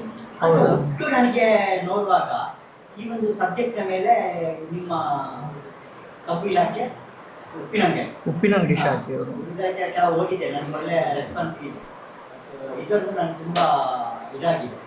ನಾನು ಇಲ್ಲಿ ಒಂದು ಪರಿಣಾಮಕಾರಿಯಾಗಿ ಇದಕ್ಕೆ ಸಜೆಷನ್ ಸಿಗ್ಬೋದು. ಇಲ್ಲಾಂದರೆ ನಾನು ರೈಟಿಂಗಲ್ಲಿ ಕೊಡಲಿಕ್ಕೂ ಹಿಂದೆ ಮುಂದೆ ನೋಡೋದು. ಅಲ್ಲ ಏನಾಗಿದೆ ಅಂದ್ರೆ ಅವರಿಗೆ ನೋಟಿಸ್ ಅಲ್ಲ, ನಾನು ಹೇಳುವಂಥದ್ದು ಅಧಿಕಾರಿಗಳು ತಾವು ಸೀರಿಯಸ್ ಆಗಬೇಕು. ನನ್ನೊಂದು ಹೋರಾಟ ಭಾವನೆಯಿಂದ ಬದಲಾವಣೆ. ನಾನು ಈ ವೇದಿಕೆಯಲ್ಲಿ ನನಗೆ ಪರಿಣಾಮ ಸಿಗದಿದ್ದರೆ ನಾನು ರೈಟಿಂಗಲ್ಲಿ ಒಬ್ಬರಿಗೆ ಸೋಕಸ್ ನೋಟಿಸ್ ಅಲ್ಲ, ಅವರಿಗೆ ಅವರ SRಗೆ ಬರುವ ತನಕ ನಾನು ಫೈಟ್ ಮಾಡಬೇಕು. ಅವರ ಸರ್ವಿಸ್ ರಿಜಿಸ್ಟ್ರಿಗೆ ಬರುವ ತನಕ ನನಗೆ ತುಂಬ ನೋವಾಗಿದೆ. ನಾನು ಯಾಕೆಂದರೆ ನಾನು ಇದನ್ನಲ್ಲ, ಇದೊಂದು ಸಭೆಗಳಲ್ಲ, ಹಲವಾರು ಸಭೆಗಳನ್ನು ಹಲವಾರು ವಿಚಾರದಲ್ಲಿ ನಾನು ತೊಡಗಿಸಿಕೊಂಡ. ಬಟ್ ನನಗೆ ತುಂಬ ಇದಾಗಿದೆ. ಇಂಥ ಒಂದು ಖರ್ಚು ಒಂದು ಯೋಜನೆಯನ್ನು, ಒಂದು ಒಳ್ಳೆಯ ಯೋಜನೆಯನ್ನು ಇವರು ಈ ರೀತಿ ಮಾಡಿಕೊಂಡ್ರೆ ಹೇಗೆ? ಅಲ್ಲ ಈಗ ನನಗೆ ಅರ್ಥ ಮಾಡಲಿಲ್ಲ ಅಂದ್ರೆ ನಮ್ಮವರು ನೋಂದಣಿ ಮಾಡಿಲ್ಲ ಅಂತಿಲ್ಲ, ಅಲ್ಲ ನಿಮ್ಗೆ ಸಹಕಾರ ಕೊಡಲಿಲ್ಲ ಹೇಗೆ ಅಂತ ಬಗ್ಗೆ ರೆಸ್ಪಾನ್ಸಿಬಲ್ ಇಲ್ಲ. ಅಲ್ಲ ಅಂದ್ರೆ ಏನು ಯಾರಾದ್ರೂ ಬಂದವರನ್ನು ಹಾಗೆ ಕಳಿಸಿದಾರಂತೆ? ಹಾಗೆ ಇಲ್ಲ, ಅಲ್ಲಿಗ ಎಂಥದ್ದು ಡಾಟಾ ಸಿಗುದಿಲ್ಲ ಅಂತ ಒಂದು ರೀಸನ್. ಮತ್ತೆ ಅವರಿಗೆ ಉಂಟಲ್ಲ, ಈಗ ಯಾವುದಕ್ಕೆ ಜಾಗ ಸಿಗುದಿಲ್ಲ ಅಂತ? ಈಗ ಫಲಾನುಭವಿಗಳಲ್ಲಿ ಅಪ್ಲೈ ಮಾಡ್ಲಿಕ್ಕೆ ಬರ್ತಾರಲ್ಲ, ಅಲ್ಲಿ ಡಾಟಾ ಎಂಟ್ರಿ ಇಲ್ಲ, ಅವರಿಗೆ ಸರಿಯಾಗಿ ಮಾಹಿತಿ ಕೊಡ್ಬೇಕಲ್ಲ. ನೀವು ಇನ್ನೊಂದ್ಸಲ ಅಲ್ಲಿ ಬನ್ನಿ ಅಂತ ಹೇಳಿದ್ರೆ ಆಗ್ತದ? ಸ್ವಲ್ಪ ಅದನ್ನು ಟ್ರೈ ಮಾಡ್ಬೇಕಲ್ಲ. ಮತ್ತೆ ಉಳಿದ ಈಗ ಗ್ಯಾರಂಟಿ ಒಂದು ಯೋಜನೆ ಇದೆ. ಈಗ ನಮ್ಮ ಬಗ್ಗೆ ಸಹ ಈಗ ನಾವು ಅವರಿಗೆ ಸಜೆಸ್ಟ್ ಕೊಡುವಾಗ ಅವರನ್ನು ತಗೊಳ್ಬೇಕಲ್ಲ, ಸ್ವೀಕಾರ ಮಾಡ್ಬೇಕಲ್ಲ. ಅದು ಇಲ್ಲ ಅಧ್ಯಕ್ಷರೇ, ಸ್ವಲ್ಪ ತುಂಬಾ ಇದಿದೆ. ಉಪ್ಪಿನಂಗಡಿ ಶಾಖೆದ್ದು ಉಳಿದದೇನಿಲ್ಲ. ನಾನು ಆಫೀಸರ್ ಬಗ್ಗೆ ಏನಿಲ್ಲ, ಒಳ್ಳೆ ಅಷ್ಟಾದ್ರೂ ಸಿಬ್ಬಂದಿಗಳು, ಉಳಿದ ಸಿಬ್ಬಂದಿಗಳು ಅದು ಒಳ್ಳೆ ಇದಿಲ್ಲ. ಆಯ್ತು, ನಾವು ಸೆಕ್ಷನ್ ಆಫೀಸರ್ ಕರೆದು ಕೇಳ್ತೇವೆ ಯಾರು ಏನು ತೊಂದರೆ ಆಗಿದೆ ಅಂತ ಕೇಳ್ತೇವೆ. ಈಗ ಒಂದು ನಮ್ಮ ಸದಸ್ಯರು ಹೇಳಿದ ಉಪ್ಪಿನಂಗಡಿ ಏನು ಸಬ್ ಡಿವಿಷನ್ ಇದೆ, ಅಲ್ಲಿ ಇದ್ದಾರೆ, ಒಳ್ಳೆಯವರಿದ್ದಾರೆ, ನಾನು ಗಮನಿಸಿದ್ದೇನೆ, ಸ್ಪಂದನ ಮಾಡ್ತಾರೆ. ಅಲ್ಲಿ ನಮ್ಮ ಉಪ್ಪಿನಂಗಡಿ ಸೆಕ್ಷನಿಗೆ ಯಾವೆಲ್ಲ ಗ್ರಾಮಗಳು ಬರ್ತದೆ ಅಲ್ಲಿದ್ದು ನಮ್ಮ ಅಡ್ವೈಸ್ ಕಮಿಟಿ ಮೆಂಬರ್ ಮತ್ತು ನಮ್ಮ ಗ್ಯಾರಂಟಿ ಮೆಂಬರ್ಗಳದ್ದು ಒಂದು ಸಭೆ ಆಗಬೇಕು, ನಡವಳಿ ಮಾಡಿ. ಈಗ ನಮ್ಮ ನಗರದಲ್ಲಿ ಕುಂಬ್ರದಲ್ಲೆಲ್ಲ ಸಭೆ ಮಾಡಿದ್ದೇವೆ ನಾವು, ಅಲ್ಲೊಂದು ಮಾಡೋಣ. ಒಂದು ಉಪ್ಪಿನಂಗಡಿ ಸಬ್ ಸ್ಟೇಷನಲ್ಲಿ ನಮ್ಮ ಅಲ್ಲಿ ಲೋಕಲ್ ಅಡ್ವೈಸ್ ಕಮಿಟಿ ಇದೆ, ನಮ್ಮ ಸಲಹಾ ಸಮಿತಿ ಇದೆ, ಆ ಸದಸ್ಯರು ಮತ್ತು ನಮ್ಮ ಗ್ಯಾರಂಟಿ ಕಮಿಟಿಯ ಸದಸ್ಯರು ಅಲ್ಲಿ ಅವರನ್ನು ಸೇರಿಸ್ಬಿಟ್ಟು ನಾನು ಆ ಟೈಮ್ ಕೊಡ್ತೇನೆ, ನೀವು ಅದಕ್ಕೆ ರನ್ ಮಾಡಿಕೊಂಡು ನಮ್ಮ ಹೇಳಿ ಅದು ಬೇಗ ಒಂದು ಫಿಕ್ಸ್ ಮಾಡಿ. ಒಂದು ಇನ್ನೊಂದು ಈ ತಿಂಗಳ ಆಗಸ್ಟ್ ಕೊನೆಗೆ ನಮ್ಮದು ಗೃಹಜ್ಯೋತಿದ್ದು ವೆರಿಫಿಕೇಷನ್ ಅಂತ್ಯ ಆಗ್ತದೆ. ನಾವು ಅಲ್ಲಿವರೆಗೆ ಕಾಯ್ದು ಬೇಡ.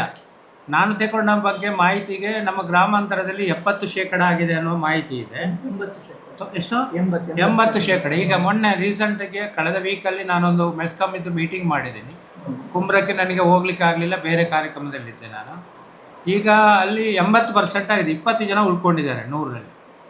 ನಮ್ಮಲ್ಲಿ 60,000 ಜನ ಇದ್ದಾರೆ ಪುತ್ತೂರು ತಾಲೂಕಲ್ಲಿ. 60,050 ಜನ ಇದ್ದಾರೆ ನಮ್ಮ ಹತ್ರ. 60,000 ಜನಕ್ಕೆ ನಾವು ಮುಟ್ಟಬೇಕು ಈಗ ಅರ್ಜಿ ಕೊಟ್ಟವರು. ಅದಕ್ಕೆ ನಾವೇನು ಒಬ್ಬರನ್ನು ಕೂಡ ಆ ಯೋಜನೆಯಿಂದ ಹೊರಗಿಡ್ಲಿಕ್ಕೆ ಆಗದಾಗಿ ನಾವು ನೋಡ್ಕೊಳ್ಳೋ ಜವಾಬ್ದಾರಿ ನಮ್ಮದು.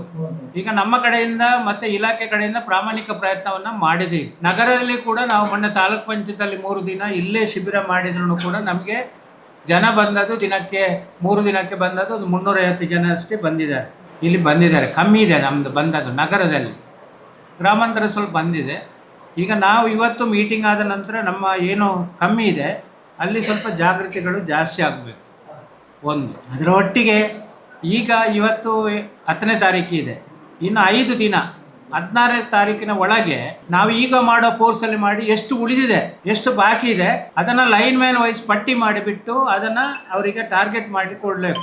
ಅವನ್ನ ನಾವು ಪ್ರತಿ ನಮ್ಮ ಸೆಕ್ಷನಲ್ಲಿ JEO ವ್ಯಾಪ್ತಿಯಲ್ಲಿ ಪ್ರತಿ ಲೈನ್ ಮ್ಯಾನ್ನ ವ್ಯಾಪ್ತಿಯಲ್ಲಿ ಎಷ್ಟು ಮನೆಗಳು ಬಾಕಿ ಇದೆ ಅನ್ನೋ ಪಟ್ಟಿಯನ್ನು ನನಗೆ ಕೊಡಬೇಕು. ಲೈನ್ ಮ್ಯಾನ್ ವೈಸ್ ನೀವು ಕೊಟ್ಟದ್ದು. ಅಲ್ಲಿ ಯಾರಾದರೂ ನಮ್ಮ ಸದಸ್ಯರು ಹೇಳಿದಾಗೆ ಮನೆಯಲ್ಲಿದ್ದರೆ ಬರುವಂಥವ್ರು ಇಲ್ಲದಿದ್ದರೆ ನಾವು ನಮ್ಮ ಮೂಲ ಉದ್ದೇಶ ಮನೆಗೆ ಹೋಗಿ ಮಾಡಬೇಕು ಅಂತೇಳಿ ನಾವು ಅದನ್ನು ಇಲ್ಲಿ ಸ್ವಲ್ಪ ಜನರನ್ನು ಸೇರಿಸಿ ಅವರಿಗೆ ಸಹಾಯ ಆಗಲಿ, ಇಲಾಖೆ ನೆಟ್ವರ್ಕ್ ಇದು ಪ್ರಾಬ್ಲಮ್ ಇದೆ ಅದಂತಕ್ಕೆ ನಾವು ಮಾಡಿದ್ದೇವೆ. ಯಾರೂ ಕೂಡ ಬಾಕಿ ಆಗಬಾರ್ದು. 16ನೇ ತಾರೀಕು, ಇವತ್ತು 10ನೇ ತಾರೀಕು, ಇನ್ನು 6 ದಿನದಲ್ಲಿ ಈಗ ಮಾಡುತ್ತಿರೋ ಸಿಸ್ಟಮಲ್ಲಿ ಮಾಡಿಬಿಟ್ಟು ಏನೆಲ್ಲ ಬಾಕಿ ಆಗಿದೆ ಪ್ರತಿ ಲೈನ್ ನಮ್ಮ JEO ಮೀಟಿಂಗ್ ವ್ಯಾಪ್ತಿಯಲ್ಲಿ ಯಾವ JEO ವ್ಯಾಪ್ತಿಯಲ್ಲಿ ಯಾವ ಲೈನ್ ಮ್ಯಾನೇಜ್ ಎಷ್ಟು ಬಾಕಿ ಇದೆ ಅದರ ಫಿಗರನ್ನು ನನಗೆ ಕಮಿಟಿಗೆ ಕೊಡಬೇಕು. ಅದಕ್ಕೆ ನಾವು ಮಾಡಬೇಕಂದ್ರೆ 100ಕ್ಕೆ 100 ಅದು ಯಶಸ್ವಿ ಆಗಬೇಕು. ಒಂದು ಇನ್ನೊಂದು ನಮ್ಮಲ್ಲಿ MLA ಅವ್ರ ಹತ್ರ ಒಂದು ಅರ್ಜಿ ಬಂದಿದೆ, ನಿಮಗೆ ಅದನ್ನು ಫಾರ್ವರ್ಡ್ ಮಾಡ್ತಾ ಇದ್ದೀವಿ. ನಮಗೆ ಕೂಡ ಹೇಳಿದ್ದಾರೆ, ಹಿರೇಬಂಡಡಿ ದೇವಸ್ಥಾನ ಇದೆ ನಮ್ಮದು, ಹಾಂ ಸುಬ್ರಹ್ಮಣ್ಯ ದೇವಸ್ಥಾನ, ಅಲ್ಲೊಂದು TC ಬೇಕು. ಅಲ್ಲಿ ತುಂಬ ಲೋಡ್ ಇದೆ, ಆ ಕಡೆಯಿಂದ ಈ ಕಡೆ ಬರೋದು, ನದಿಯ ಇನ್ನೊಂದು ಭಾಗದಿಂದ ಈ ಕಡೆಗೆ ಬರೋದು TC. ಅದನ್ನು ಅಲ್ಲೊಂದು 25 TC ಆದ್ರೂ ಅದು ಈಗ ಏನು ಬಜೆಟ್ ಇದೆ ಅಂತ ನಮ್ಮ ಹತ್ರ, ಅದನ್ನು ಆದ್ಯತೆಯಲ್ಲಿ ಅದನ್ನು ಹಿರೇಮಂಡಾಡಿ ಸುಬ್ರಹ್ಮಣ್ಯ ದೇವಸ್ಥಾನದ ಬಳಿಯಲ್ಲಿ ಒಂದು ಟಿ ಸಿಯನ್ನು ಆದಷ್ಟು ಬೇಗ ಅಲ್ಲಿ ಹಾಕಲಿಕ್ಕೆ ನಾವು ಆ್ಯಕ್ಷನ್ ಪ್ಲಾನಲ್ಲಿ ಸೇರಿಸ್ಬೇಕು. ಮತ್ತೆ ಒಂದು ಸರ್ ಅಧ್ಯಕ್ಷರೇ, ಹಾಂ, ಮಧ್ಯದಲ್ಲಿ ಈಗ ಅಲ್ಲಿ ಫೀಸ್ ಗೊತ್ತುಪಡಿಸುವಾಗ ಮೆಂಬರ್ಗಳ ಗಮನಕ್ಕೆ ಬರಬೇಕು. ನಮ್ಮಲ್ಲಿ ಉಪಸ್ಥಿತಿ ಇಲ್ಲದಿದ್ರೆ ಏನಾಗ್ತದೆ ಗೊತ್ತಾ, ಈಗ ಈ ಒಂದು ಸಮಿತಿಯ ಮೂಲಕ ಶುರುವಾಗಿದೆ ಅಂತ ಗೊತ್ತಾಗಲ್ಲ.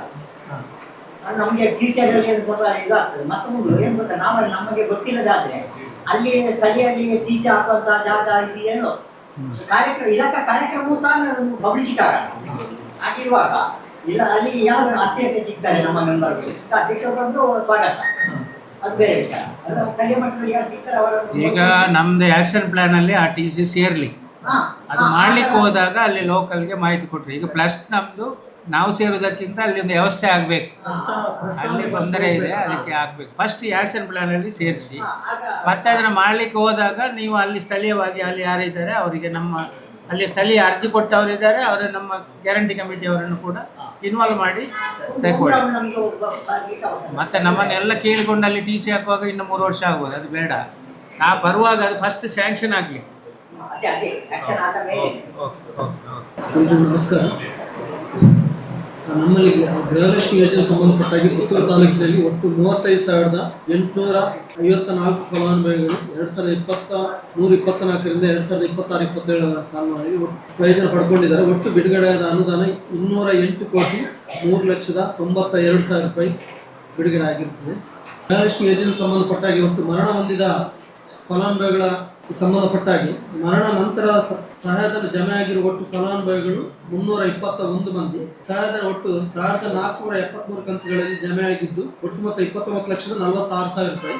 ಈಗಾಗಲೇ ಮಾನ್ಯ ಅಧ್ಯಕ್ಷರ ಬ್ಯಾಂಕ್ ಲೀಡ್ ಬ್ಯಾಂಕ್ ಮ್ಯಾನೇಜರ್ ಅವರು ಕರೆಸಿಬಿಟ್ಟು ಇದರ ಬಗ್ಗೆ ಸಭೆ ನಡೆಸಿರ್ತಾರೆ. ಸಭೆ ನಡೆಸಿಕೊಂಡು ಸಭೆಯಲ್ಲಿ ಒಟ್ಟು ಈಗಾಗಲೇ ನಮಗೆ 321 ಮಂದಿಯಿಂದ ನಮಗೆ ಏನಂತ ಹೇಳಿದ್ರೆ ಒಟ್ಟು ಅವರಿಗೆ ಜಮೆ ಆಗಿದ್ದು ಮರಣ ನಂತರ ಸಹಾಯಧನ ಜಮೆ ಆಗಿತ್ತು. ಈಗಾಗಲೇ ಏನಂತ ಹೇಳಿದ್ರೆ ನಾವು ಬ್ಯಾಂಕನ್ನೆಲ್ಲ ಸಂಪರ್ಕ ಮಾಡಿಕೊಂಡು ಪ್ರತಿಯೊಂದು ಬ್ಯಾಂಕ್ಗಳಿಗೆ ಹೋಗ್ಬಿಟ್ಟು ಲೆಟರ್ ಎಲ್ಲ ಕೊಟ್ಬಿಟ್ಟು ನಂತರ ಅದರಲ್ಲಿ ಒಟ್ಟು ಸರ್ಕಾರಕ್ಕೆ ಪಾವತಿ ಮಾಡಿದ್ದು ಒಟ್ಟು 7,41,494 ಒಟ್ಟು 64 ಮಂದಿ ಫಲಾನುಭವಿಗಳಿಗೆ ಈಗಾಗಲೇ ಸರ್ಕಾರ ಪಾವತಿ ಆಗಿದೆ.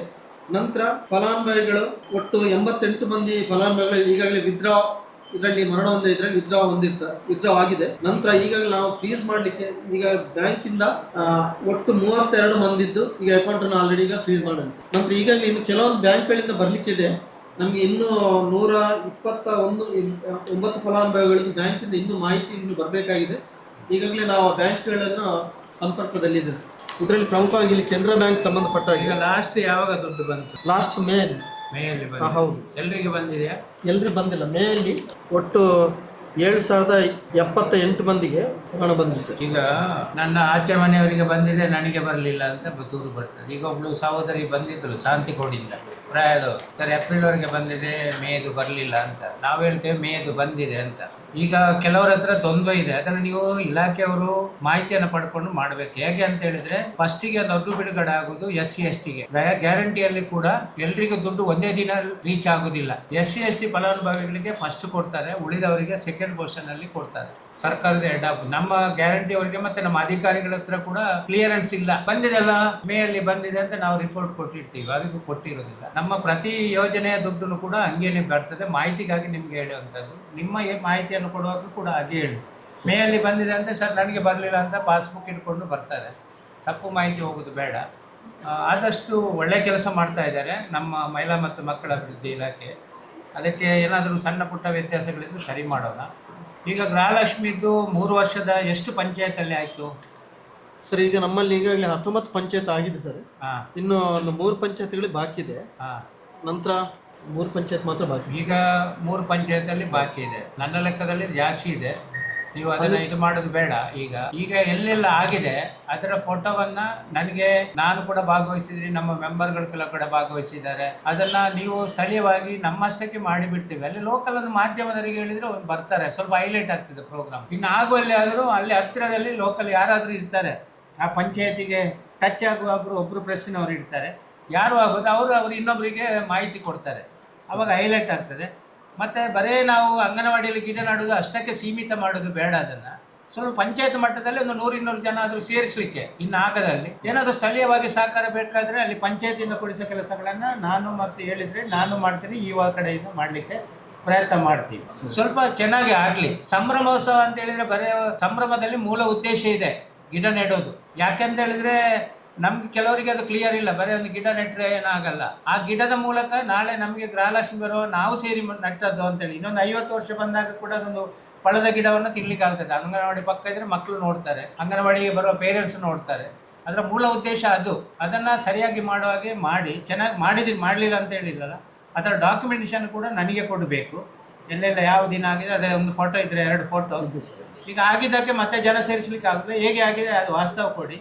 ಇನ್ನು ಆಗ್ಲಿಕ್ಕಿರುವಂಥದ್ದು ನನ್ನ ಲೆಕ್ಕದಲ್ಲಿ ಒಂದು 6 ಪಂಚಾಯತ್ ಇದೆ, ನಿಮ್ಮ ಮಾಹಿತಿಯಲ್ಲಿ 3 ಇದೆ. ನಿನ್ನೆ 7ನೇ ತಾರೀಕು ಒಂದು ಆಗಬೇಕಾಗಿತ್ತು, ಆಗಲಿಲ್ಲ, ಪೋಸ್ಟ್ಪೋನ್ ಆಗಿದೆ. ಒಂದು 6 ಪಂಚಾಯತ್ ಏನೋ ಇದೆ ತಿಳ್ಕೊಂಡಾಗೆ. ಅದನ್ನು ಇನ್ನೂ ಚೆನ್ನಾಗಿ ಆ ಪಂಚಾಯತಲ್ಲಿ ಎಲ್ಲಿ ಜಾಗ ಚೆನ್ನಾಗಿದೆ ಆ ಪಂಚಾಯತಲ್ಲಿ ಅಲ್ಲಿ ಪಕ್ಕ ಅಂಗನವಾಡಿ ಗಿಡ ನೆಡೋದಿದ್ರೆ ಪಂಚಾಯತಲ್ಲಿ ಗಿಡ ನೆಡೋಣ, ತೊಂದರೆ ಇಲ್ಲ. ಜಾಗ ಇದ್ದರೆ ಒಂದು ಸ್ವಲ್ಪ ಜನಕ್ಕೆ ಅಲ್ಲಿ ನಮ್ಮ ಸಂಜೀವಿನಿ ಒಕ್ಕೂಟದವರು ಇದ್ದಾರೆ, ನಮ್ಮದು ಒಂದು ಹಳೆ 7-8 ಅಂಗನವಾಡಿ ಇದೆ. ಒಂದು ಅಂಗನವಾಡಿಯಿಂದ 15 ಜನ ಬಂದರೆ 100 ಜನ ಆಗ್ತಾರೆ. ಈಸಿ ಇದೆ ಕೆಲಸ. ಅಷ್ಟು ಜನಕ್ಕೆ ಮಾಹಿತಿ ಕೊಡ್ಲಿಕ್ಕೆ ಆಗ್ತದೆ. ಅದನ್ನು ಮಾಡಿ ಸ್ಥಳೀಯವಾಗಿ ಮಾಧ್ಯಮಕ್ಕೆ ಮಾಹಿತಿ ಕೊಡಿ. ಸರಿ, ಮಾಧ್ಯಮಕ್ಕೆ ಕೊಡೋಣ, ಮಾಧ್ಯಮದವರನ್ನು ವಿಶ್ವಾಸಕ್ಕೆ ತಗೊಳ್ಳೋಣ. ಅಲ್ಲಿ ಮಾಡಿ ಚೆನ್ನಾಗಿ ಮಾಡಿ ಅದು ಮತ್ತೆ ಈಗ ತೀರಿ ಹೋದವರಿಗೆ ಬಂದವರಿಗೆ ಇನ್ನೂ ಎಷ್ಟು ಬಾಕಿ ಇದೆ ಸರ್? ಇನ್ನು ನಮಗೆ ಈಗ ಬ್ಯಾಂಕಿಂದ ಕೆಲವೊಂದು 120 ಮಂದಿ ನಮಗೆ ಬರ್ಲಿಕ್ಕೆ ಮಾಹಿತಿ ಬಾಕಿ ಇದೆ ಸರ್. ನಮಗೆ ಇನ್ನೊಂದ್ಸಲ ಈಗ ನೀವು ನಾಳ್ದು 18ನೇ ತಾರೀಕು ಜಿಲ್ಲೆದು ಮೀಟಿಂಗ್ ಆಗ್ತದೆ. ನಾಳೆ ಇತ್ತು, ಅದು ಪೋಸ್ಟ್ಪೋನ್ ಆಗಿದೆ. ಬ್ಯಾಂಗ್ಳೂರಲ್ಲಿ ಮೀಟಿಂಗ್ ಇರೋದು, ಇವತ್ತು ಮೀಟಿಂಗ್. ನೀವು ಡಿ ಅವರಿಗೆ ನಮ್ದು ಯಾವ ಬ್ಯಾಂಕ್ ಇದೆ, ಎಷ್ಟು ಬಾಕಿ ಇದೆ, ಯಾವ ಬ್ಯಾಂಕ್ ಇದೆ, ಎಷ್ಟು ಬಾಕಿ ಇದೆ, ಅದನ್ನ ಕ್ಲಿಯರ್ ಬರೋದನ್ನ ಮಾಹಿತಿಯನ್ನ ಡಿಡಿಗೆ ಕೊಡ್ಬೇಕು. ಅವ್ರು ಜಿಲ್ಲೆಯ ಮೀಟಿಂಗ್ ಅಲ್ಲಿ ಕೊಡ್ಬೇಕು. ಯಾಕಂದ್ರೆ ಅಲ್ಲಿ ಲೀಡ್ ಬ್ಯಾಂಕಿನ ಸಂಬಂಧಪಟ್ಟ ಎಲ್ಲ ಬ್ಯಾಂಕಿನ ಮ್ಯಾನೇಜರ್ಗಳು ಬಂದಿರ್ತಾರೆ ಅಲ್ಲಿ ಜಿಲ್ಲೆಯ ಮೀಟಿಂಗ್ಗೆ. ಅವರನ್ನ ಮಾಡೋಣ, ಅರ್ಥ ಆಯ್ತಾ? ಸರಿ. ಒಂದಲ್ಲಿ ಸರಿ ಆಗದಿದ್ರೆ ಮುಂದಿನ ಮೀಟಿಂಗ್ ಅಲ್ಲಿ ಒಂದು 15 ದಿನದಲ್ಲಿ ಮತ್ತೊಂದು ನಾವು ಮೀಟಿಂಗ್ ಮಾಡೋಣ. ಗೃಹಜ್ಯೋತಿ ಮತ್ತು ನಮ್ಮ ಗೃಹಲಕ್ಷ್ಮಿಗೆ ಆ ಇಲಾಖೆ ಅಧಿಕಾರಿಗಳನ್ನು, ಯಾಕಂದ್ರೆ ವೆರಿಫಿಕೇಶನ್ ಇರೋದ್ರಿಂದ ಏನಾಯ್ತು ಇನ್ನು ನಮ್ಮ ಸಹಾಯ ಬೇಕಾದ್ರೆ ಅದನ್ನ ಮಾಡೋಣ. ನೆಕ್ಸ್ಟ್ ತಿಂಗಳಿಂದ ನಮಗೆ ಬಂದ ಮಾಹಿತಿ ಪ್ರಕಾರ ನಿಮ್ದು ಇದು ಮುಗಿದ ನಂತರ ಗೃಹಲಕ್ಷ್ಮಿದು ಕೂಡ ವೆರಿಫಿಕೇಶನ್ ಸ್ಟಾರ್ಟ್ ಆಗ್ತದೆ. ಅದಕ್ಕೆ ತಯಾರಿಯಲ್ಲಿ ನಾವೆಲ್ಲ ಐಡಿಯಾಸ್ ಇರಲಿ ನಮ್ಮ ಹತ್ರ. ಈಗ ಇದು ಮುಗಿದೋಗ್ಲಿ, ಇನ್ನು 15 ದಿನ ಇದೆ. ಆ ಬ್ಯಾಂಕಿನವರ ಹತ್ರನೂ ಕೂಡ ಮತ್ತೊಮ್ಮೆ ಬೇಕಾದರೆ ಕರೆದುಬಿಟ್ಟು ಇಲ್ಲಿ ಮೀಟಿಂಗ್ ಮಾಡೋಣ. ಈ ವೈದ್ಯ ದಿನ ಮಾಡೋಣ. ಈಗ ನೀವು ನಾಳಿದ್ದು 18ನೇ ತಾರೀಕು ಮೀಟಿಂಗ್ ಮೊದಲು ಡಿಡಿಗೆ ನಮ್ಮ ತಾಲೂಕಿನಲ್ಲಿ ಯಾರ ಮರಣ ಹೊಂದಿದ ಖಾತೆ ಹಣವನ್ನು ಆ ಬ್ಯಾಂಕ್ನಾಗ ಸಪೋರ್ಟ್ ಮಾಡಲಿಲ್ಲ ಅಂತೇಳಿ ಡಿಟೇಲ್ ಮಾಡಬೇಕು. ಈಗ ಸಿಂಡಿಕೇಟ್ ನಮ್ಮ ಕೆನರಾ ಬ್ಯಾಂಕ್ ಅಂತ ಹೇಳುದಲ್ಲ, ಕೆನರಾ ಬ್ಯಾಂಕಿನ ಯಾವ ಶಾಖೆ, ಯಾಕಂದ್ರೆ ಸರಿ ಮಾಡಬೇಕಾದ್ರೆ ಕೆಲವರು ಒಳ್ಳೆ ಕೆಲಸ ಮಾಡಿರ್ತೀರಿ. ಒಂದು ಭಾಗ ಈಗ ಉಪ್ಪಿನಂಗಡಿಯಲ್ಲಿ ನಮ್ದು ಗೃಹಜ್ಯೋತಿದು ಆಗಿದೆ, ಆದರೆ ಸ್ವಲ್ಪ ಮೈನಸ್ ಇದ್ರು, ಉಳಿದ ಕಡೆ ಚೆನ್ನಾಗಿ ಆಗಿದೆ. ಇಲಾಖೆ ಕೆಲಸ ಮಾಡಿದಾಗ ಅದನ್ನು ನಾವು ಗುರುತು ಮಾಡಿಕೊಳ್ಬೇಕು. ಸರಿ. ಮಾಧ್ಯಮದ ಸ್ನೇಹಿತರ ಹತ್ರ ಒಂದು ಮನವಿ. ಸುಮಾರು 3 ವರ್ಷದಿಂದ ನಾವು ಗ್ಯಾರಂಟಿಗಳನ್ನು ಕೊಡ್ತೀವಿ, ನಿಮ್ಮ ಮಾಹಿತಿಯನ್ನು ಕೊಟ್ಟಿದ್ದೀವಿ. ಅಲ್ಲಿ ಸ್ವಲ್ಪ ಅವಸರದಲ್ಲಿ ವ್ಯತ್ಯಾಸಗಳಾಗಿದೆ. ಈಗ ಪುತ್ತೂರು ತಾಲೂಕಲ್ಲಿ 60,050 ಫಲಾನುಭವಿಗಳಿದ್ದಾರೆ. ನಾವು ಇಲ್ಲಿವರೆಗೆ ಪುತ್ತೂರಲ್ಲಿ 127,30,71,000 30,71,000. ಅದೇ ರೀತಿ ಗೃಹಜ್ಯೋತಿಗೆ ನಮ್ಮ ಬಂಟ್ವಾಳ ತಾಲೂಕಿನಲ್ಲಿ ನಮ್ಮ ಕ್ಷೇತ್ರಕ್ಕೆ ಸಂಬಂಧಪಟ್ಟಾಗಿ 20,304, ಅಲ್ಲಿ 42,19,74,709. ಒಟ್ಟಿಗೆ 80,354 ಕುಟುಂಬಗಳಿಗೆ ಪುತ್ತೂರು ಕ್ಷೇತ್ರದಲ್ಲಿ ಗೃಹಜ್ಯೋತಿ ಕಾರ್ಯಕ್ರಮ ಮುಟ್ಟಲಿಕ್ಕೆ ಪ್ರಯತ್ನ ಆಗಿದೆ. 60,050 ಮತ್ತು 20,304. ಅದೇ ರೀತಿ ಗೃಹಲಕ್ಷ್ಮಿ ಯೋಜನೆ ಪುತ್ತೂರಲ್ಲಿ 35,854 ಕುಟುಂಬಗಳಿಗೆ ಕೊಡ್ತೇವೆ. ಇಲ್ಲಿವರೆಗೆ 208,03,92,000 ರೂಪಾಯಿಯನ್ನು ಕೊಟ್ಟಿದ್ದೀವಿ ನಾವು. ಅದಕ್ಕೆ ಸಂಬಂಧಪಟ್ಟ ಹಾಗೆ ಬಂಟ್ವಾಳದ ಸುಮಾರು 10,322 ಕುಟುಂಬಕ್ಕೆ ಗೃಹಲಕ್ಷ್ಮಿ 65,92,00,000.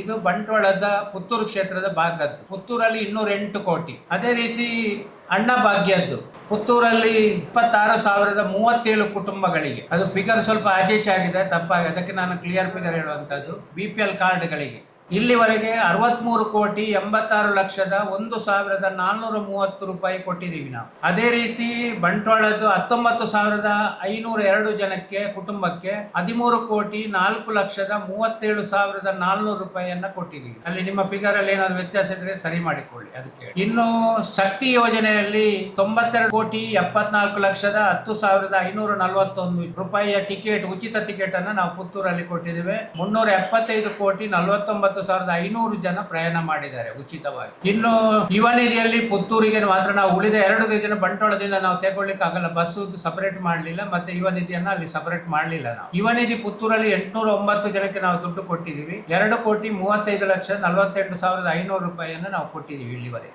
ಒಟ್ಟಿಗೆ ನಮ್ಮ ಇಡೀ ಪುತ್ತೂರು ಕ್ಷೇತ್ರದಲ್ಲಿ 615,65,65,290 ರೂಪಾಯಿಯನ್ನ ನಾವು 3 ವರ್ಷದಲ್ಲಿ ಫಲಾನುಭವಿಗಳಿಗೆ ಸಂದಾಯ ಮಾಡಿದ್ದೀವಿ. 615,45,65,290 ರೂಪಾಯಿ ದೊಡ್ಡ ಮೊತ್ತದ ಸರ್ಕಾರ ನಮ್ದು. ದೊಡ್ಡ ಮೊತ್ತವನ್ನ ಬರೇ ಯಾವುದೇ ಲೋಪಗಳಾಗದೆ, ಒಂದು ತಿಂಗಳದ್ದು ಬರುವುದು ಗೃಹಲಕ್ಷ್ಮಿ ಲೇಟ್ ಆಗಿರ್ಬೋದು, ಪ್ರತಿಯೊಂದು ಯೋಜನೆಗಳನ್ನ ಯಾವುದೇ ಅದರಲ್ಲಿ ಮಧ್ಯವರ್ತಿಗಳಿಲ್ಲದೆ ಆ ಫಲಾನುಭವಿಯ ಖಾತೆಗೆ ಜಮೆ ಮಾಡುವಂತ ಕೆಲಸಗಳನ್ನ ಸರ್ಕಾರ ಮಾಡಿದೆ. ಒಳ್ಳೆಯ ಕೆಲಸಗಳನ್ನ ಮಾಡಿದೆ. ಗ್ಯಾರಂಟಿಯನ್ನ ಇನ್ನೂ ಕೂಡ ನಾವು ಹೆಚ್ಚು ಮಾಧ್ಯಮದ ಹತ್ರ ನಾನು ವಿನಂತಿ ಮಾಡೋದು, ಇನ್ನೂ ಕೂಡ ಎಲ್ಲೆಲ್ಲ ಸಣ್ಣ ಸಣ್ಣ ಲೋಪಗಳಿದೆ ಅದನ್ನು ಸರಿ ಮಾಡಿಬಿಟ್ಟು ನಾವು ಗುರುತು ಮಾಡಿದ್ದನ್ನ ಈ ತಾಲೂಕಲ್ಲಿ, ಪುತ್ತೂರು ಕ್ಷೇತ್ರದಲ್ಲಿ ಮಾದರಿಯಾಗಿ ಅನುಸರಣೆ ಮಾಡಲಿಕ್ಕೆ ನಾವೆಲ್ಲ ಪ್ರಾಮಾಣಿಕ ಪ್ರಯತ್ನ ಮಾಡಿದ್ದೀರಿ. ಅಧಿಕಾರಿಗಳು ಕೂಡ ಬಹಳ ಚೆನ್ನಾಗಿ ನನ್ನೊಟ್ಟಿಗೆ 3 ವರ್ಷದಿಂದ ಸುಮಾರು 2.5 ವರ್ಷ, ನಾನು 2 ವರ್ಷ 5 ತಿಂಗಳಾಯ್ತು ಇವತ್ತಿಗೆ ನಾನು ಸಮಿತಿ ಮಾಡಿ.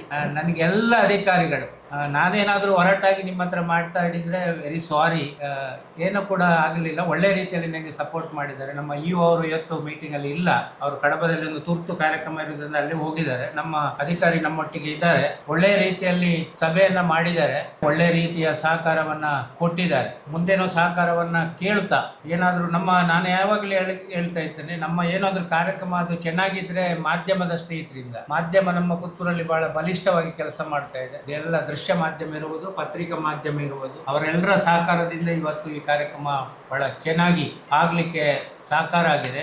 ಆದ್ರಿಂದ ಎಲ್ಲರ ಸಹಕಾರವನ್ನ ಮತ್ತೊಮ್ಮೆ ಕೇಳ್ತಾ ವಿಶೇಷವಾದ ಅಭಿನಂದನೆಗಳನ್ನ ಸಲ್ಲಿಸ್ತೇನೆ. ಒಟ್ಟಾಗಿ ಸಣ್ಣ ಪುಟ್ಟ ತಪ್ಪುಗಳು ನಾನು ಸದಸ್ಯರ ಹತ್ರ ಕೂಡ ರಿಕ್ವೆಸ್ಟ್ ಮಾಡೋದು, ವ್ಯವಸ್ಥೆಯಲ್ಲಿ ಸಣ್ಣ ಸಣ್ಣ ಲೋಪಗಳಾದಾಗ ಅದನ್ನು ಹೈಲೈಟ್ ಮಾಡೋದು ಬೇಡ. ಸಣ್ಣ ಸಮಸ್ಯೆಗಳನ್ನು ಅಧಿಕಾರಿಗಳ ಒಟ್ಟಿಗೆ ಕೂತ್ಕೊಂಡು ಆ ಇಲಾಖೆ ಒಟ್ಟಿಗೆ ಚರ್ಚೆ ಮಾಡಿ, ಅವರು ಕೂಡ ನಮ್ಮ ಒಂದು ಭಾಗ, ನಾವು ಒಂದು ಭಾಗ ಆದರೆ ಇನ್ನೊಂದು ಭಾಗ ಅಧಿಕಾರಿಗಳು ಕೂಡ ನಮ್ಮೊಂದು ಭಾಗ, ಎಲ್ಲರೂ ಸೇರಿಬಿಟ್ಟು ಪರಸ್ಪರ ಕೈ ಜೋಡಿಸಿ ಕೆಲಸ ಮಾಡಿದಾಗ ಅದರಲ್ಲಿ ಯಶಸ್ಸು ಇನ್ನೂ ಕೂಡ ರಿಸಲ್ಟ್ ತಗೊಳ್ಳಿಕ್ಕೆ ಜಾಸ್ತಿ ಆಗ್ತದೆ ಅಂತ ಹೇಳಿಬಿಟ್ಟು ಈ ಸಭೆಯನ್ನು ನಮ್ಮ ಕಾರ್ಯನಿರ್ವಹಣಾಧಿಕಾರಿಗಳ ಪರವಾಗಿ ನಮ್ಮ ಪ್ಲಾನಿಂಗ್ ಆಫೀಸರ್ ಅಧಿಕಾರಿ ಬಂದು ಸಭೆಯನ್ನು ನಡೆಸಿದ್ದಾರೆ. ಅವರಿಗೆ ಮತ್ತು ಎಲ್ಲ ನನ್ನ ಸಮಿತಿಯ ಸದಸ್ಯರಿಗೆ ಮತ್ತು ಮಾಧ್ಯಮದ ಸ್ನೇಹಿತರಿಗೆ ಮತ್ತು ಅಧಿಕಾರಿಗಳಿಗೆ ವಂದನೆಗಳನ್ನು ಸಲ್ಲಿಸಿ ನಮ್ಮ ಮಾತನ್ನು ಮುಗಿಸ್ತೀನಿ. ಇಷ್ಟೊತ್ತು ನಮ್ಮೊಂದಿಗೆ ಪುತ್ತೂರು ತಾಲೂಕಿನ ಪಂಚ ಗ್ಯಾರಂಟಿ ಯೋಜನೆಗಳ ಅನುಷ್ಠಾನ ಸಮಿತಿಯ ಪ್ರಗತಿ ಪರಿಶೀಲನಾ ಸಭೆಯನ್ನು ನಡೆಸಿಕೊಟ್ಟಂತಹ ಸಮಿತಿಯ ಅಧ್ಯಕ್ಷರಿಗೆ ಇಲಾಖಾ ವತಿಯಿಂದ ಹೃತ್ಪೂರ್ವಕವಾದ ಧನ್ಯವಾದಗಳನ್ನು ಅರ್ಪಿಸ್ತಾ ಇದ್ದೇನೆ.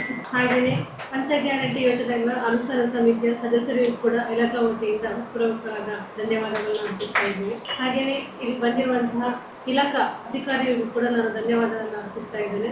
ಹಾಗೂ ತಾಲೂಕ್ ಪಂಚಾಯತಿ ಸಿಬ್ಬಂದಿಯವರು ಕೂಡ ಇದ್ದಾರೆ, ಅವರಿಗೂ ಕೂಡ ನಾನು ಧನ್ಯವಾದಗಳನ್ನು ಅರ್ಪಿಸ್ತಾ ಇದ್ದೇನೆ. ಹಾಗೆಯೇ ದೃಶ್ಯ ಮಾಧ್ಯಮ ಮತ್ತು ಪತ್ರಿಕಾ ಮಾಧ್ಯಮದ ಮಿತ್ರರು ಕೂಡ ನಮ್ಮೊಂದಿಗಿದ್ದಾರೆ, ಅವರಿಗೂ ಕೂಡ ನಾನು ಇಲಾಖಾ ವತಿಯಿಂದ ಹೃತ್ಪೂರ್ವಕವಾದ ಧನ್ಯವಾದಗಳನ್ನು ಅರ್ಪಿಸ್ತಾ ಇದ್ದೇನೆ.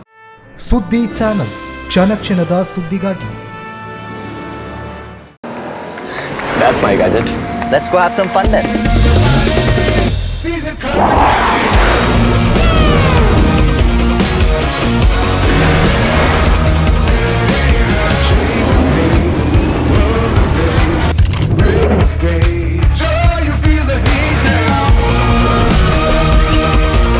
Introducing the hot and techy Brezza SCNG. Cool new SCNG tech for a cool new generation.